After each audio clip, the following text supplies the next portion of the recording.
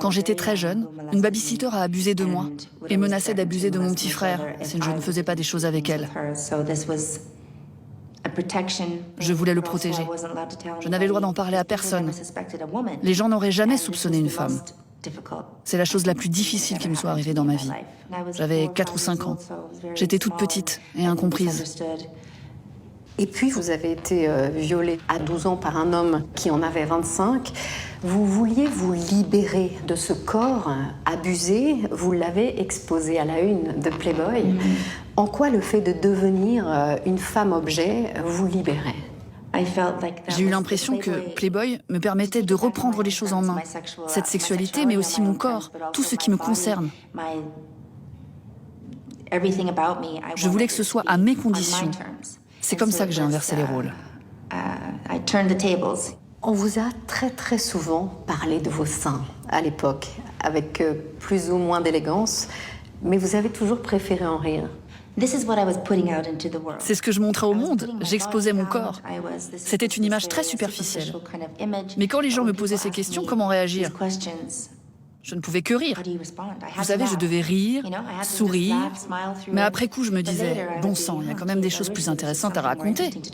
Alerte à Malibu, après Playboy, l'exploitation de cette image de femme-objet, ça ne vous a jamais posé problème? À l'époque, je n'ai pas eu l'impression d'être considérée comme un objet.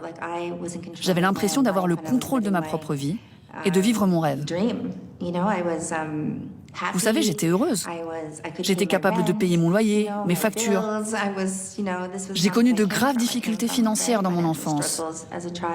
Et le fait de pouvoir m'occuper de mes parents, de mon frère, de tous ceux que j'aimais, je me sentais autonome.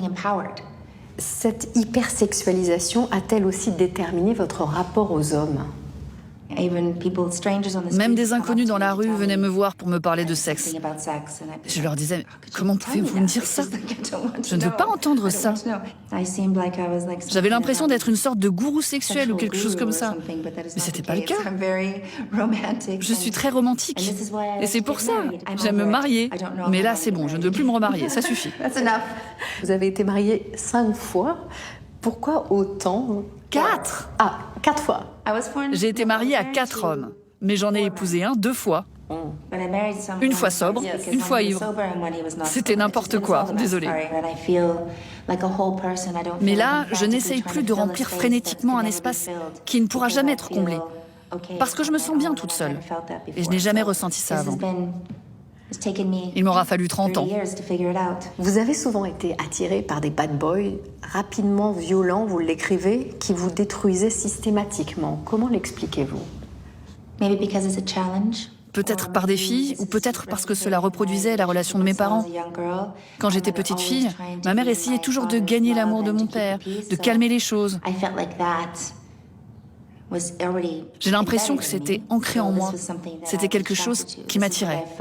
Avec l'homme de votre vie, bad boy par excellence, la rockstar Tommy Lee, père de vos 2 fils, vous avez vécu un amour passionnel comme vos parents. Oui, mon premier mariage a été l'amour de ma vie. Et j'ai eu 2 fils magnifiques.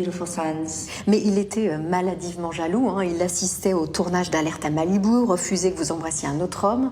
Et ça s'est mal fini. Vous racontez une nuit très violente. Oui, ça s'est mal terminé. La chose la plus difficile au monde est de quitter quelqu'un qu'on aime, même s'il y a des violences physiques. Mais vous ne pouvez pas laisser vos enfants voir cela et penser que c'est normal. C'était aussi un grand sacrifice pour moi parce que j'aimais tellement Tommy. Mais je ne pouvais plus accepter toutes ces violences. Je ne pouvais pas faire subir à mes enfants ce que j'avais vécu. Donc j'ai dit non. Et c'était difficile. J'étais détruite parce que je ne pouvais plus me sentir en sécurité avec la personne que j'aimais le plus. Il a été condamné à 6 mois de prison pour violence conjugale. Vous avez divorcé. À l'inverse de votre mère, vous êtes parti. Oui. J'ai choisi mes enfants. Elle a choisi mon père. Vous avez très souvent été l'objet de moqueries de propos sexistes qui seraient impensables aujourd'hui. À l'époque, vous ne dites rien. Pourquoi? En tant que féministe, j'avais l'impression que je ne pouvais pas être prise au sérieux, à cause des choix que j'avais faits. Je ne pensais pas pouvoir être utile dans cette arène parce que je nourrissais le monstre. Je faisais partie du monstre. Personne ne peut vous respecter tant que vous ne vous respectez pas vous-même. Et puis vous décidez que vous allez tout faire pour que cette image qui vous dessert finalement serve. La femme sex symbole va devenir la femme engagée pour la cause animale. Vous êtes aujourd'hui la Brigitte Bardot américaine. Oh mon Dieu, ce serait fantastique. J'adore Brigitte Bardot. Elle est d'une si grande beauté. J'avais la même sensibilité qu'elle. Et en m'engageant pour cette cause, j'ai donné un sens à ma vie. Brigitte Bardot vous a inspiré? Oui. Un jour, elle m'a appelée et elle m'a dit « Tu es ma fille, tu dois continuer à avancer, à te battre pour les animaux. » C'était très gentil et vraiment incroyable. Ce chemin de vie, de femme-objet pour les hommes à femme engagée pour les animaux, que dit-il finalement de votre rapport aux hommes? Déjà, quand j'étais petite, je faisais plus confiance aux animaux qu'aux gens. Et encore maintenant, les animaux sont innocents. Ils ne sont qu'amour, un amour inconditionnel. Vous pouvez avoir n'importe quelle conversation avec eux. Ils vous regardent dans les yeux. Ils sont uniques. Je sais que ça peut paraître un peu fou, mais ils m'intéressent plus que les hommes.